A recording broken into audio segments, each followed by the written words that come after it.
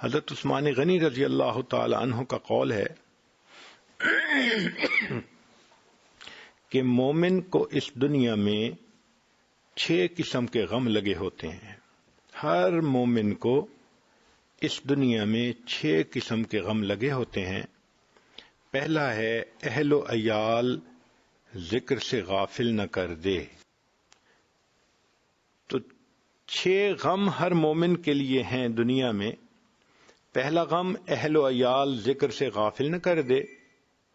دوسرا غم دنیا آخرت سے غافل نہ کر دے.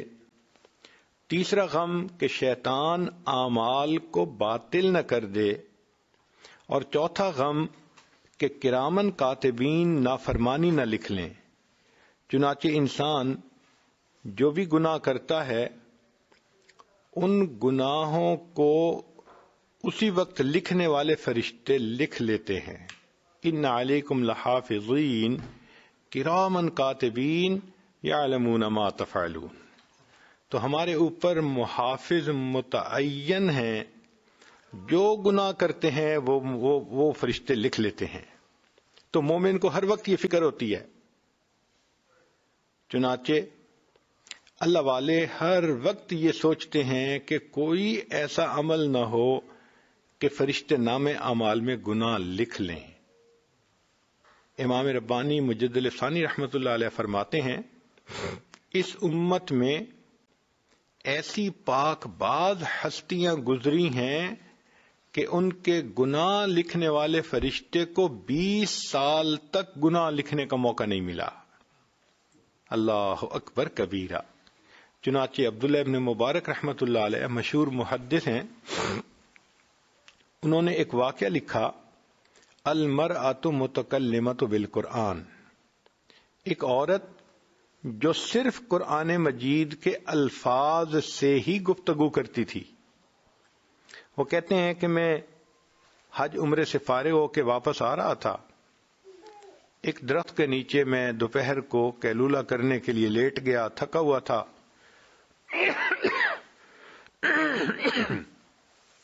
جب میں اٹھا تو میں نے دیکھا کہ اونٹ پہ سوار کوئی سواری قریب آ رہی ہے.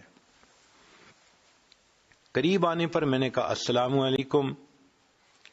تو جواب میں ایک بڑی عمر کی عورت بولی اور اس نے کہا سلام قولا من رب الرحیم.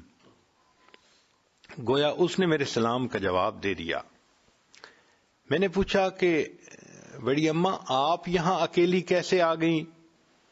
اس نے قرآن کی آیت پڑھی وَمَن يُضْلِلِ اللَّهُ فَلَا هَادِيَ لَهُ. میں سمجھ گیا کہ یہ راستہ بھول گئی ہے اور اب اس کو راستے کی تلاش ہے. میں نے پوچھا کہ اماں آپ کدھر سے آ رہی ہیں؟ کہنے لگی وَأَتِمُّ الْحَجَّ وَالْعُمْرَةَ لِلَّهِ. میں سمجھ گیا کہ یہ حج عمرہ کرنے کے بعد واپس آ رہی ہے. میں نے پوچھا اماں آپ نے جانا کدھر ہے؟ اس نے کہا ادخلوا المصر انشاء اللہ آمنین. تو میں سمجھ گیا کہ یہ شہر جانا چاہتی ہے. میں نے بھی شہر جانا تھا.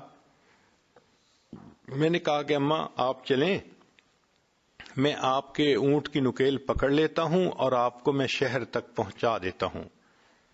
کہنے لگی ان احسنتم احسنتم لانفسکم. میں سمجھ گیا کہ بھئی اس نے مجھے دعا دی ہے. میں چل پڑا. اب راستے میں چونکہ راستہ کچھ لمبا تھا تو مجھے عربی کے کچھ اشعار آتے تھے، میں نے وہ پڑھنے شروع کر دیے. جب میں نے وہ پڑھے تو اس عورت نے کہا فَقْرَؤُوا مَا تَيَسَّرَ مِنَ الْقُرْآنِ کہ بھئی اگر تم نے کچھ پڑھنا ہی ہے تو قرآن مجید میں سے کچھ پڑھ لو. کہنے لگے میں نے پھر قرآن کی تلاوت شروع کر دی. جب شہر کے قریب پہنچے تو میں نے اس سے پوچھا اماں اس شہر میں آپ کا کون ہے؟ اس نے قرآن کی آیت پڑھی المال والبنون زینت الحیات الدنیا. تو میں سمجھ گیا کہ اس کے بیٹے ہیں. تو میں نے پوچھا کہ آپ کے بیٹوں کے کیا نام ہیں؟ اس نے قرآن کی آیت پڑھی ابراہیم و اسماعیل و اسحاق و یعقوب. تو مجھے پتہ چل گیا کہ اس کے یہ 4 بیٹے ہیں. تو میں نے اس جگہ پہنچ کے جہاں قافلے اترتے تھے ان بچوں کا نام لے کے آواز لگائی تو میں نے دیکھا کہ 4 نوجوان بچے جن کے چہروں پہ نیکی کا نور تھا، بہت منور چہرے تھے، تقوی نظر آتا تھا ان کی زندگی میں، اتباع سنت نظر آتی تھی. وہ اس کے بیٹے تھے. وہ چاروں کے چاروں آگے وہ اپنی والدہ کو ڈھونڈتے پھر رہے تھے اور فکر مند تھے کہ والدہ کی سواری کہاں رہ گئی. والدہ کو ملے، سواری، انہوں نے اللہ کا شکر ادا کیا. اب ان کی والدہ نے ان کو کہا کہ قرآن مجید کی آیت پڑھ کے کہا کہ وَيُطْعِمُونَ الطَّعَامَ، یعنی بچوں کو یہ کہا کہ یہ جو شخص مجھے لے کے آیا ہے اس کو کھانا کھلا کے بھیجو. تو بچوں کے پاس کھانا تھا، انہوں نے فوراً دسترخوان لگایا اور انہوں نے مجھے کھانا کھلایا. میں کھانا کھا کے اٹھنے لگا تو میں نے ان کا شکریہ ادا کیا تو عورت نے آیت پڑھی انما نطعمکم لوجہ اللہ لا نرید منکم جزاء ولا شکورا. عبداللہ مبارک رحمۃ اللہ کہتے ہیں میں بڑا حیران، جب سے یہ عورت مجھے ملی ہے تب سے ہر بات کے جواب میں یہ قرآن کی آیت ہی پڑھ کے جواب دیتی ہے، ہر بات کا جواب قرآن کے الفاظ سے دیتی ہے. تو میں نے اس کے بچوں سے پوچھا کہ یہ تمہاری والدہ کا کیا معاملہ ہے؟ وہ کہنے لگے ہماری یہ والدہ قرآن کی حافظہ، حدیث کی عالمہ ہے، اس کے دل میں اللہ رب العزت کے سامنے قیامت کے دن کھڑے ہونے کا اتنا خوف ہے کہ پچھلے 20 سال سے اس کے منہ سے قرآن کے سوا کوئی دوسرا لفظ نہیں نکلا. اب اگر سوچئے کہ اس امت میں ایسی عورتیں بھی قیامت کے دن اللہ کے سامنے پیش ہوں گی کہ 20 سال تک ان کی زبان سے قرآن کے سوا کوئی دوسرا لفظ نہیں نکلا، تو وہاں اگر آج کی بچیاں ذرا سی بات میں کسی پہ تہمت ہے، غیبت ہے، کسی کے بارے میں بدگمانی ہے، الزام تراشی ہے، لایانی باتیں ہیں، ہم اپنے نامہ اعمال کو اللہ کے سامنے کیسے پیش کر سکیں گے؟ تو اس لیے ہم ہر وقت فکر مند رہیں کہ کوئی ایسا کام نہ ہو، کوئی ایسا عمل نہ ہو، بات نہ ہو کہ گناہ لکھنے والے فرشتے نامہ اعمال کے اندر گناہوں کو لکھ سکیں. 5واں غم یہ ہوتا ہے کہ ملک الموت غفلت میں نہ پکڑ لے، اس لیے کہ اس دنیا میں انسان جو اعمال کرتا ہے تو نیکی کا اثر بھی موت کے وقت ظاہر ہوتا ہے اور گناہوں کا اثر بھی موت کے وقت ریفلیکٹ ہوتا ہے. چنانچہ علماء نے لکھا ہے کہ بہت سارے گناہ ایسے ہیں کہ موت کے وقت انسان کو کلمہ پڑھنے سے محرومی ہو جاتی ہے. مثال کے طور پہ زنا کا گناہ ایسا ہے کہ اکثر و بیشتر جو بندہ زنا سے توبہ نہ کرے موت کے وقت اس کی زبان پہ فالج پڑ جاتا ہے اور وہ کلمہ پڑھنا بھی چاہے تو نہیں پڑھ سکتا. حدیث مبارکہ میں ہے کہ کتنے لوگ ایسے ہیں کہ ساری زندگی ان کے نام مسلمانوں کی فہرست میں رہتے ہیں، جب موت کا وقت آتا ہے مسلمانوں کی فہرست سے نام خارج کر دیا جاتا ہے. اور ویسے بھی یہ قرب قیامت کا زمانہ ہے جس کے بارے میں نبی الاسلام نے فرمایا یصبح مؤمنا و یمسی کافرا. تم دیکھو گے ایک آدمی صبح اٹھے گا ایمان والا ہوگا، شام سونے کے لیے بستر پہ جائے گا ایمان سے خالی ہوگا. تو اپنے ایمان کی تو بڑی فکر کرنی چاہیے. کیا پتہ کب موت آ جائے، موت کا کسی کو کچھ پتہ نہیں. چنانچہ ایک نوجوان کراچی میں 3ری منزل پہ کچھ کام کر رہا تھا، کھڑکی سے باہر نکل کے اللہ کی شان کے جو پاؤں پھسلا تو وہ نیچے ٹور روڈ کے اوپر آ کے گرا. اب 3ری منزل یعنی کہیں 60 فٹ سے وہ نیچے گرا اور اللہ کی شان نہ ہڈی ٹوٹی، نہ جسم پہ کوئی زخم آیا، نہ خون نکلا. وہ ایسے اٹھ کھڑا ہوا جیسے کہ کسی نے اٹھا کے زمین پہ رکھ دیا ہو. سب لوگ حیران تھے کہ 50-60 فٹ کی بلندی، نیچے پکی سڑک ہو اور پھر بندے کو کوئی چوٹ نہ آئے۔ خیر سب لوگ خوش ہوئے۔ تیسرے دن اس کے 2 دوست تھے، وہ اس کو مبارکباد دینے کے لیے آئے۔ کبھی ہم نے سنا آپ تیسری منزل سے گر گئے مگر اللہ نے آپ کو بچا لیا۔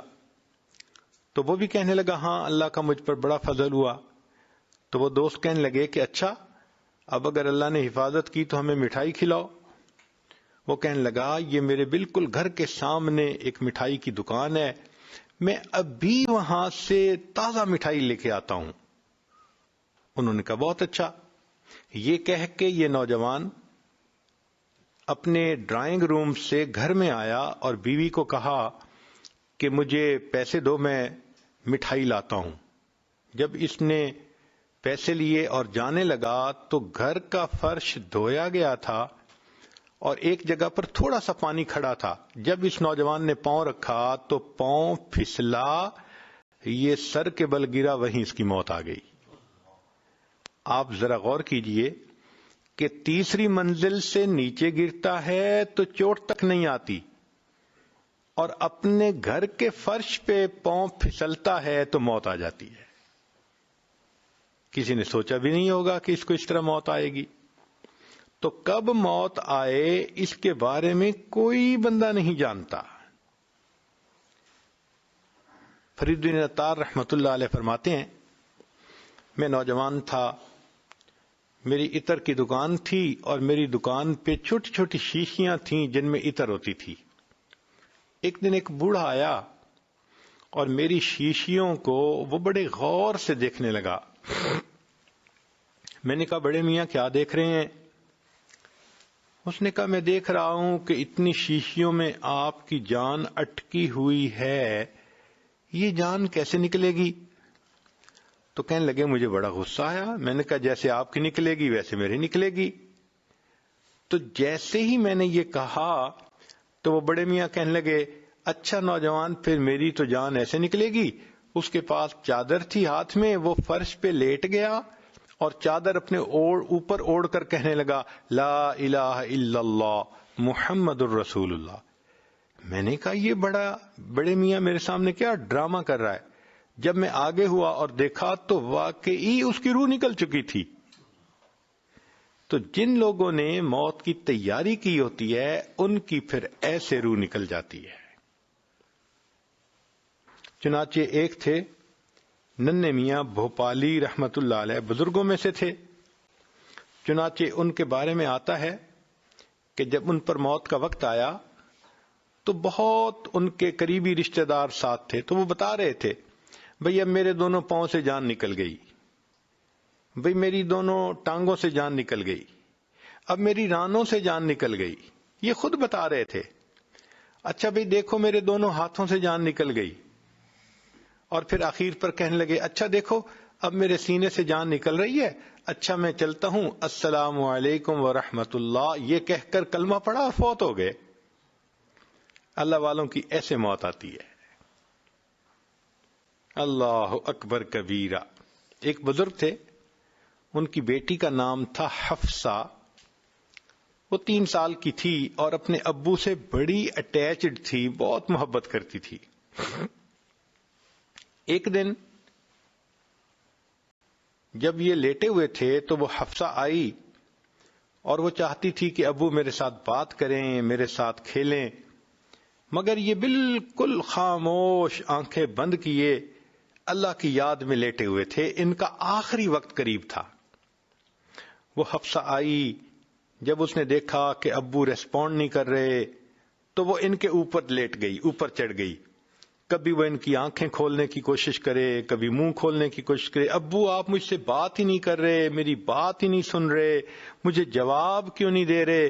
جب اس نے کافی کوشش کی اور دیکھا کہ ابو اس کے ساتھ پوری طرح کوآپریٹ نہیں کر رہے، وہ کہنے لگی اچھا ابو میں آپ سے خفا ہوں، میں نے آپ سے کاٹی کر لی۔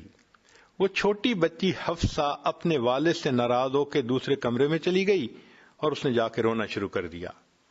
اب جب ماں نے اس کو روتے ہوئے دیکھا تو اس نے کہا بیٹی کیوں رو رہی ہو؟ اس نے کہا ابو مجھ سے نہیں بولتے، میں نے ابو سے کاٹی کر لی ہے۔ اس نے کہا آؤ میں تمہیں لے جاتی ہوں، ابو سے تمہاری صلح کروا دیتی ہوں۔ وہ بیوی اپنی بیٹی کو لے کر آئی اور اس نے اپنے خاوند کو کہا کہ دیکھیں نا حفصہ آپ سے خفا ہے، اس کو منا لیں، یہ آپ سے روٹھ گئی ہے۔ جب انہوں نے یہ کہا نا حفصہ روٹھ گئی ہے، آپ اس کو منا لیں، تو ان بزرگوں نے آنکھ کھول کر کہا کون سی حفصہ اور کیسی حفصہ، ہم نے تو اپنے یار کو منا لیا، لا الہ الا اللہ محمد الرسول اللہ، کلمہ پڑھا اور ان کی موت آ گئی۔ تو جنہوں نے نیکی پہ زندگی گزاری ہوتی ہے ان کو یوں کلمے پہ موت آتی ہے، اور جنہوں نے گناہوں کی زندگی گزاری ہوتی ہے موت کے وقت ان سے کلمے کی نعمت ہی چلی جاتی ہے۔ تو ملک الموت غفلت میں نہ پکڑ لے، یہ بھی مومن کو غم سوار ہوتا ہے۔ اور ایک چھٹا غم کہ اللہ تعالی کی خفیہ تدبیر ایمان کو ختم نہ کر دے۔ چنانچہ ہمارے اکابر اس بات پہ بہت ڈرا کرتے تھے کہ آج تو اللہ نے ایمان عطا کیا، پتہ نہیں موت تک یہ محفوظ رہے گا یا نہیں رہے گا۔ امام احمد بن حنبل رحمۃ اللہ علیہ کا واقعہ ہے کہ جب ان کی وفات کا وقت قریب آیا تو ان کے شاگرد قریب تھے، تو شاگرد جو ہیں وہ کلمہ پڑھنے لگے، لیکن امام صاحب صرف لا کا لفظ پڑھتے اور خاموش ہو جاتے، لا، پھر تھوڑی دیر کے بعد لا، پھر لا، تو 2-3 دفعہ انہوں نے صرف لا کا لفظ پڑھا، پورا کلمہ نہیں پڑھا۔ تو شاگرد بڑے حیران۔ اللہ کی شان کے تھوڑی دیر کے بعد امام احمد بن حنبل رحمۃ اللہ علیہ کی طبیعت ذرا سنبھل گئی اور وہ ہوش میں آ گئے۔ تو شاگردوں نے کہا کہ حضرت ہم تو آپ کے پاس کلمہ پڑھ رہے تھے اور آپ کلمہ پڑھنے کی بجائے صرف لا اور لا کہہ رہے تھے۔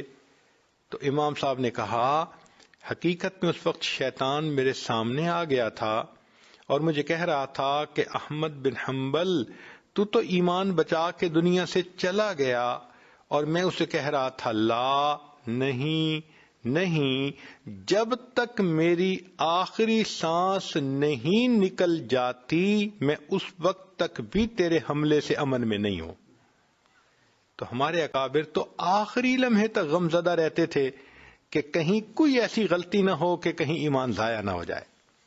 لا الہ الا اللہ، لا الہ الا اللہ، لا الہ الا اللہ، لا الہ الا اللہ، لا الہ الا اللہ۔